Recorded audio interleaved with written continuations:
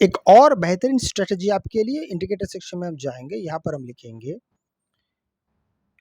Support and resistance. यहाँ पे आप देखिए, थोड़ा देर रुक जाइए, आपके सामने आ जाएगा जरा सा। कभी कभार ऐसा होता है कि आप लिखने के बावजूद भी यहाँ पे अभी हो गया। अब देखिए यहाँ ये जो आपको इंडिकेटर दिखाई दे रहा है, support and resistance power channel by chart prime, हम इसको अपने चैनल पे लगा लेते हैं। चलिए हमने लगा लिया है। अब इसके सेटिंग्स में हम पहले देखते हैं क्या क्या है, फिर आगे की चर्चा हम करेंगे। सबसे पहले मैं इसको थोड़ा सा दूर कर देता हूँ। हाँ, सेटिंग्स में आप जाएंगे इनपुट्स में, तो आपको यहाँ पे बाय डिफॉल्ट लेंथ जो है वो 130 दिखाई दे रहा है, एक्सटेंड 30, और यहाँ पे दो कलर है, जो टॉप में इस प्रकार का पिंक कलर आएगा और बॉटम पे ग्रीन कलर आएगा। फिलहाल हम इसमें कोई छेड़खानी नहीं करेंगे, मैं आपको बाद में ये बताऊंगा कि लेंथ को अगर कम करते हैं तो क्या होता है। जैसे 130 है, हम इसको 200 पे भी करेंगे, हम इसको 50 पे भी करेंगे, 30 पे भी करेंगे, 20 पे भी करके मैं आपको बताऊंगा कि क्या फर्क पड़ता है।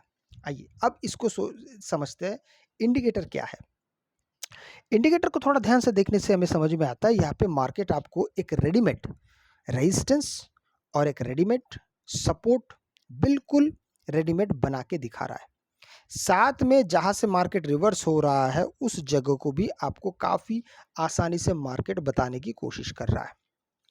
अब किस चिन्ह क्या है आप देखेंगे तो दो डायमंड आए, यहाँ पे भी अगर देखेंगे तो यहाँ पे भी दो डायमंड आए, जो आपको ये बता रहे कि मार्केट यहाँ से रिवर्स हो सकता है।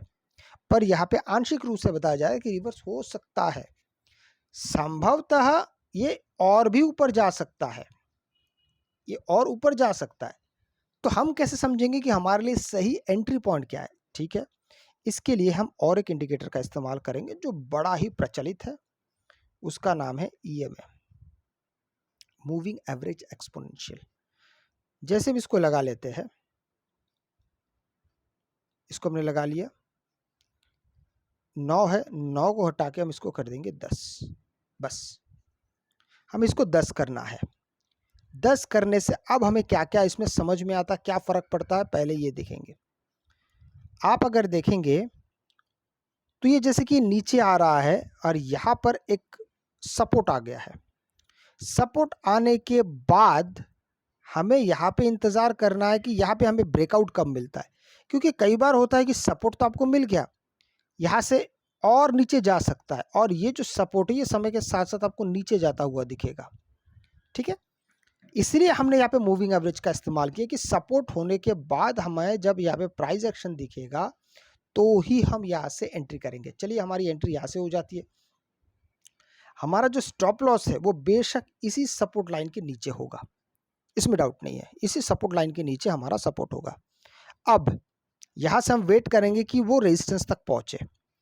हो सकता है कि मार्केट ने यहाँ पे भी रेजिस्टेंस दिया होगा, यहाँ पे भी दिया होगा, यहाँ पे भी दिया होगा, हमें इससे कोई फर्क नहीं पड़ रहा। क्यों नहीं पड़ रहा है? क्योंकि तब तक हम यहाँ पे वेट करेंगे जब तक इस ईएमए को क्रॉस करके मार्केट नहीं आता है। फाइनली आप देखेंगे यहाँ पे क्रॉस कर दिया, हालांकि यहाँ पे आपको डायमंड्स बनता हुआ दिखाई दे रहा है, लेकिन हमें इससे कोई लेना देना नहीं है जब तक इसको ये क्रॉस नहीं करता। ये क्रॉस कर चुका है, लेकिन अब तक ये प्राइस एक्शन यहाँ पे बना नहीं है। सिर्फ आप देखेंगे तो कैंडल्स के विक नीचे आ रहा है, सिर्फ विक नीचे आ रहा है, अभी तक कोई कैंडल पूरा पूरा नहीं आया है। जब इसके नीचे कैंडल बन जाएगा तो हमारी एंट्री यहाँ पे होगी। एक बात और है, एंट्री की बात तो मैंने कर दी, अब मैं थोड़ा सा एग्जिट की बात कर देता हूँ। कभी कभी ऐसा होता है कि मार्केट आपको, जैसे कि इसी के बारे में आपको मैं एक बार बात करता हूँ आपसे, समझिए मैं क्या कहना चाहता हूँ। हम फर्ज करते हैं, ये मान लेते हैं अपने यहाँ पे एंट्री की, धीरे धीरे मार्केट यहाँ तक पहुँचा, फिर एक खड़ी चढ़ाई चढ़ के मार्केट अच्छा खासा ऊपर गया। और यहाँ से होता है कि कई बार ऐसा होता है कि मार्केट बड़े बड़े 2-3 रेड कैंडल बनाते हैं, और फिर आपका जो ईएमए है यहाँ पे क्रॉस होगा, और फिर आप यहाँ से एग्जिट भी करेंगे और एंट्री भी करेंगे। इसमें एक नुकसान ये है कि कई बार होता है कि यहाँ से लेके यहाँ तक जो आपको प्रॉफिट गेन हो रहा था, अब उसका आधा रह जाएगा। इसीलिए इस स्ट्रेटेजी में खासकर आपको टारगेट और स्टॉप लॉस स्टॉप लॉस तो हमने पहले ही बता दिया, ये जो ग्रीन कलर का आपको जो बार दिखाई दे रहा है या फिर ये पर्पल कलर का बार, ये हमारे लिए रेजिस्टेंस है, या माफ़ कीजिएगा एसएल है, स्टॉप लॉस है।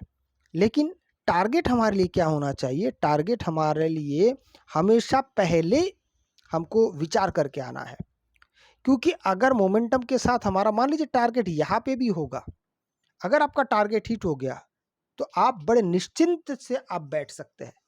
ऐसा नहीं होगा कि यहाँ से मार्केट जा रहा फिर वापस आ रहा, फिर आप देखते कि जो आपके हाथ में आ रहा था वो अब नहीं आ रहा, उससे कम हो गया। तो बेहतर आपके लिए ये सबसे अच्छा होगा कि पहले आप टारगेट सेट कर लीजिए, फिर आपके लिए चीज़ें ज़्यादा आसान हो जाएगी। अब मैं एक बार सेटिंग्स की तरफ चलता हूँ। तो सेटिंग्स में हमको यहाँ पे मैं आपको बताता हूँ कि सेटिंग्स में क्या 130 है, इसको मैं सबसे पहले 100 कर लेता हूँ। 100 करने से आपको क्या दिखेगा? अब देखिए ये थोड़ा-सा आपको ये छोटा बनता हुआ दिखाई दे रहा है, ठीक है? आपको ये छोटा बनता हुआ दिखाई दे रहा है। ये कहाँ से आ गया? अच्छा, ये छोटा हो गया है, ठीक है? ये देखिए ये छोटा हो गया, इससे पहले यहाँ पे था, अब ये छोटा हो गया। इसको मैं थोड़ा और छोटा कर देता हूँ। 100 है, 100 को मैं 50 कर देता हूँ, 50 कर दिया मैंने, चलिए। अब ये और छोटा हो गया। अब आपको समझ में आ रहा है धीरे-धीरे ये अपने लेवल्स को छोटा करता हुआ जाता है, अपने दायरे को छोटा करता है, बस इतनी सी बात है। आप चाहे तो इसको और बड़ा भी कर सकते हैं। जैसे 130 था, मैं इसको 200 कर देता हूँ। 200 में कैसा दिखाई देता है ये? ये देखिए ये 200 का है, मतलब जो 130 और 200 लगभग सेम जगह पे है।